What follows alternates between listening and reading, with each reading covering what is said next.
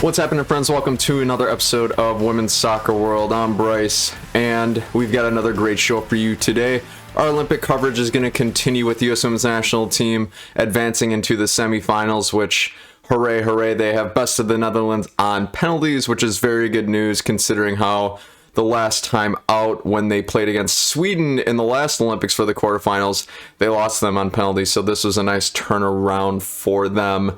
And now we've got two things to talk about today. We're going to break down the U.S. Women's National Team and Netherlands match, and we're also going to talk about what's to come. We're going to preview the U.S.-Canada game, which is always a great and intense rivalry. So let's get into it. Let me start off with this coffee. That's nice and warm. Excellent. Okay, so my post-match reaction for the U.S. and the Netherlands is I thought this was one of the most exciting games I've ever seen the U.S. play. And it's kind of nice because, as I said in the last episode, when they played against Australia, it was probably one of the most boring games I've ever seen. So for them to go from the most boring game to the most exciting game, it's a really weird transition and juxtaposition that I wasn't mentally prepared for. So when they got up to the moment where they started taking penalties to decide the game, I was freaking out, I'm sure, as much as a lot of you were feeling the same exact way. So we'll start off with, I think, my woman of the match. I'm going to have to give it to Lynn Williams in this case. I would say her and Alyssa Nair were the saviors for the team in this particular match. Lynn Williams, she had a goal earlier on, and then she also gave an assist to her roomie, Sam Mewis. Her and Sam Mewis have a pretty good relationship as far as I've understood, and it turned out to be the difference in the game because Viv Miedema came roaring back for the Netherlands, scoring her 10th goal for the Olympic tournament and extending her record by a lot. So good on Vivianne Miedema for that. Got to give a shout out to her. But on the other side of that, or actually, let me kind of go down the path of Lynn Williams just for a second here. I was really pumped for her to have this excellent performance because, one, I didn't know if she was really going to play in this tournament, especially since she picked up a minor injury, I believe, a few days before. And I think a lot of the fandom has been critical of her performances, of her finishing, things like that, myself included. And to see her rise above all that and succeed and to really help this team advance on into the later stages of this tournament, it's just something you absolutely love to see, and you wish nothing but the best for these players, while also being realistic and honest about their performances, if you will. So I'm really happy for Lynn Williams in that respect. As I said earlier, I think Alyssa Nair was a very close second in my woman of the match conversation. The reason being is because Alyssa Nair had a very big save against Lieke Martens on a penalty, and then going down the stretch when the US and the Netherlands were taking PKs to decide the game, she had two more big saves in order to help them get over the line. So she has this knack for, Alyssa Nair has shown that she has this knack for really big performances, and it's really cool, again, to see her just rise above the circumstances and perform well. She did it in the 2019 World Cup when Steph Houghton was coming up to take a penalty. She saved it, otherwise it would have tied the U.S., and who knows what would have happened in the 2019 World Cup. And now she's doing the same in the Olympics, and like I said, it's just fantastic to see. And what makes it a little bit more interesting is I've seen in a lot of comment sections and a lot of fandom chats that a lot of people are pretty critical of Alyssa Nair. Me personally, I think she is the US's best option at keeper, but I see that a lot of people think that Ashlyn Harris is a better option. Some people think that they're pretty even. I happen to think they're pretty even, but I give the edge slightly to Alyssa Nair.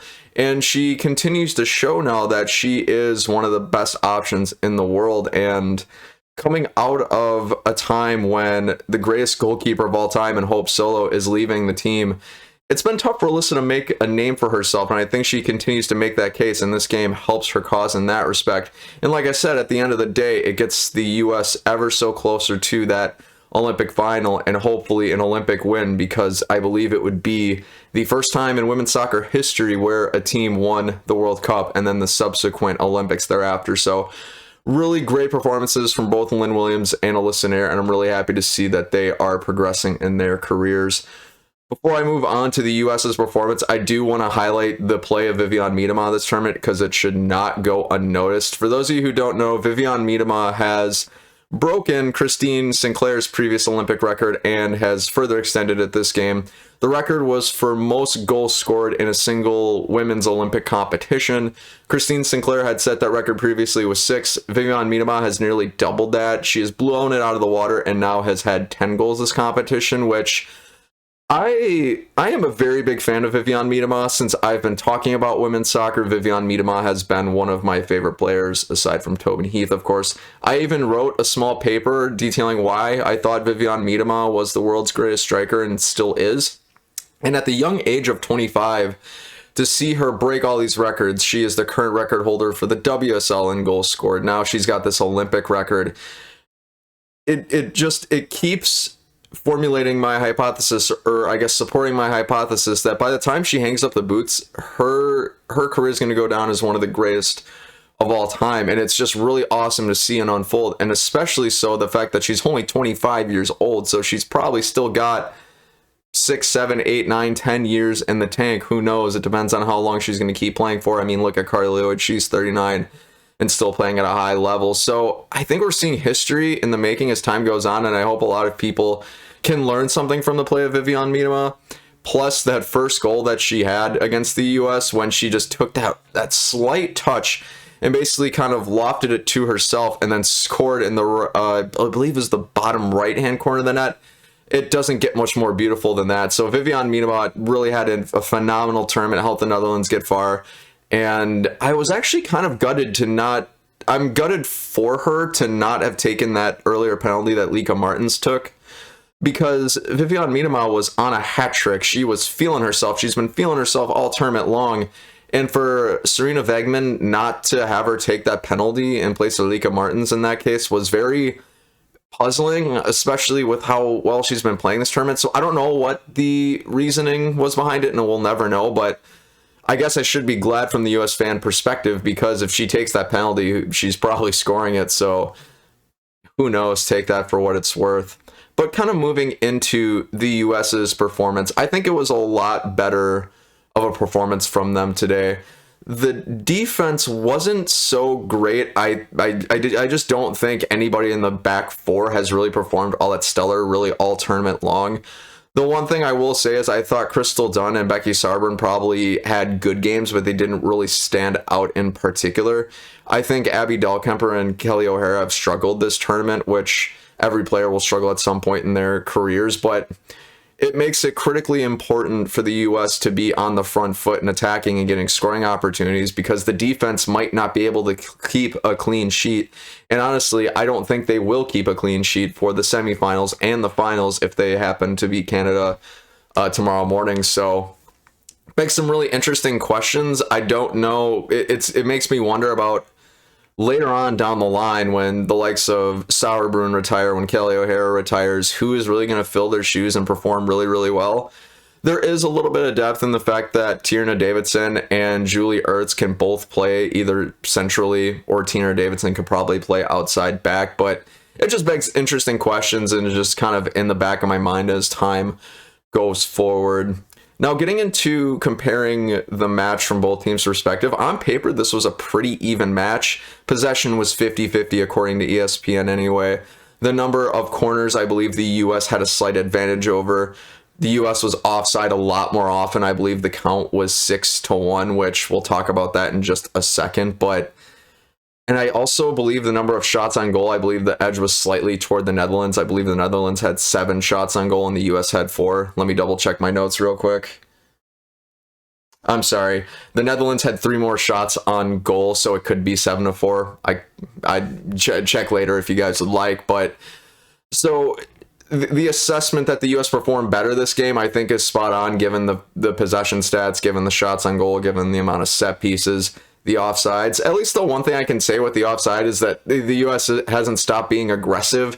They're at least trying to get in behind and trying to make attacking runs, which is good. But at the end of the day, they've had a really big problem with being offside this tournament. And it really kills momentum, because I think they've had more goals disallowed from being offside than they have actually scored, which as a fan, it kind of sucks, and as a team, that sort of sucks, because it's like you start to build this expectation that every time they score, you always have to be looking at that assistant referee to see if they got the flag up, and it makes celebrations of goals a lot more difficult. You can't really celebrate right away because that's just always going to be in the back of their minds, and I don't expect that to change for the rest of the tournament because they've done it pretty much every game thus far. I think this game they had 2 goals overturned from being offside, 2 of which came from the second half of extra time, the first of which came from Kristen Press and the second from Alex Morgan.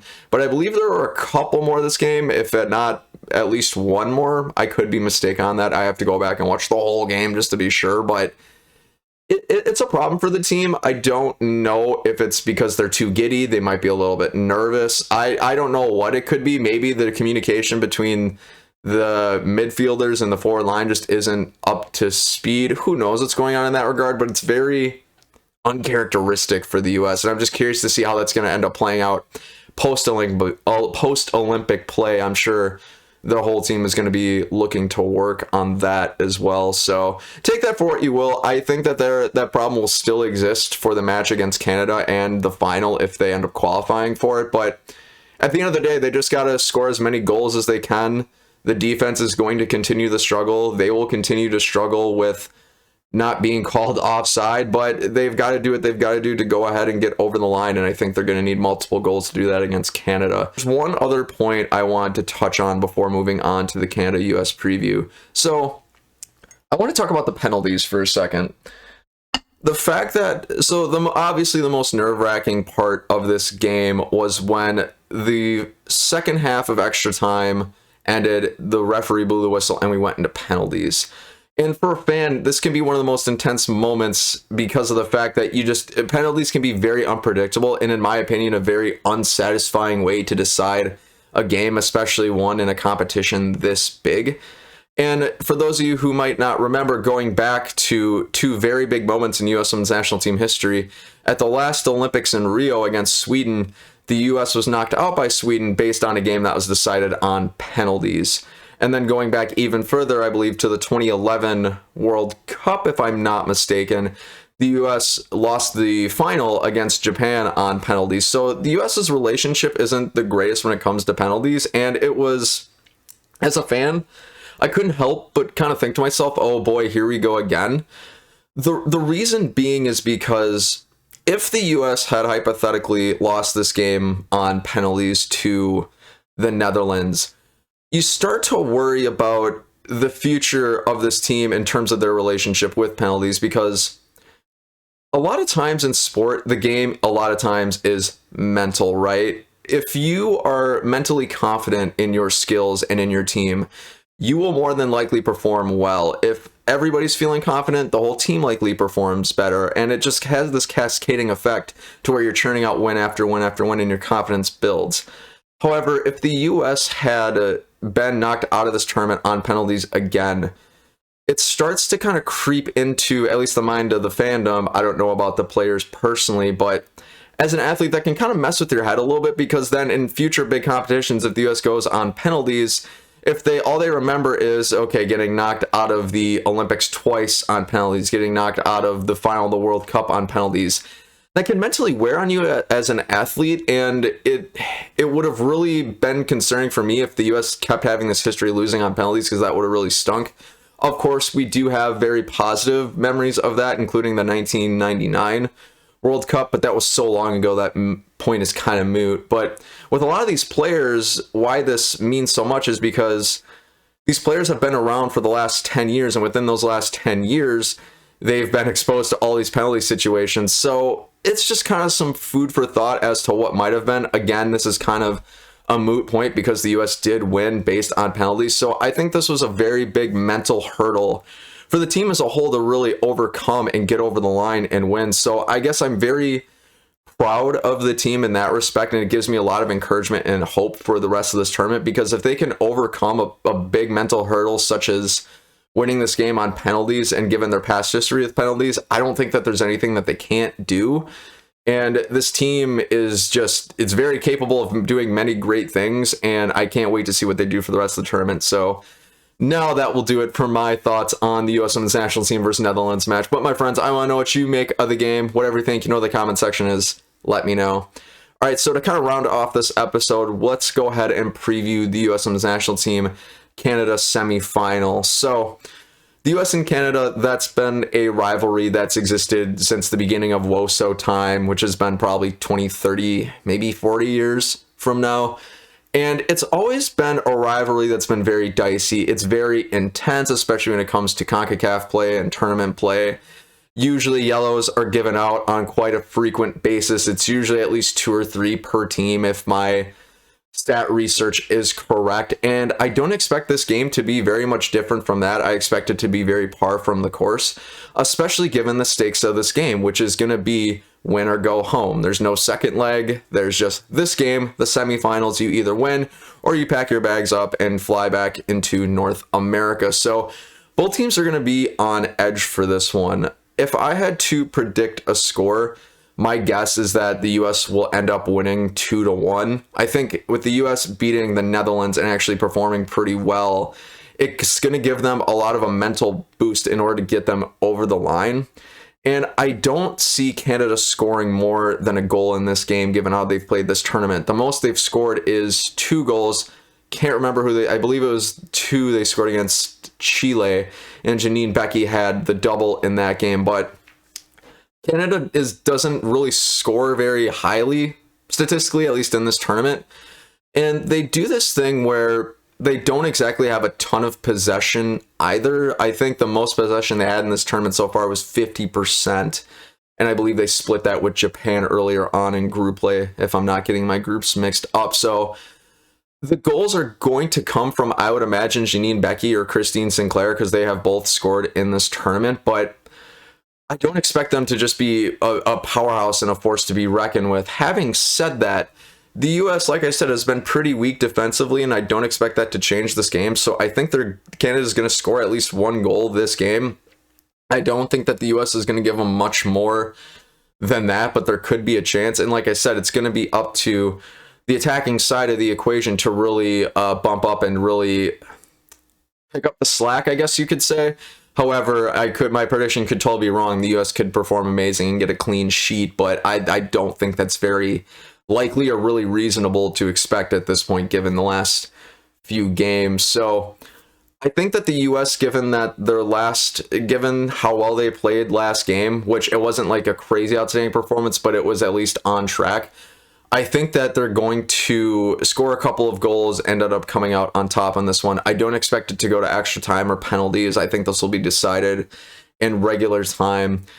A little bit of fun here. I think that I want to take some bets on how many yellow cards are going to happen between the two teams. Shout out to ABossLily on Instagram for bringing up this question to my attention, which was how many yellow cards do you think are going to be given out between the two teams?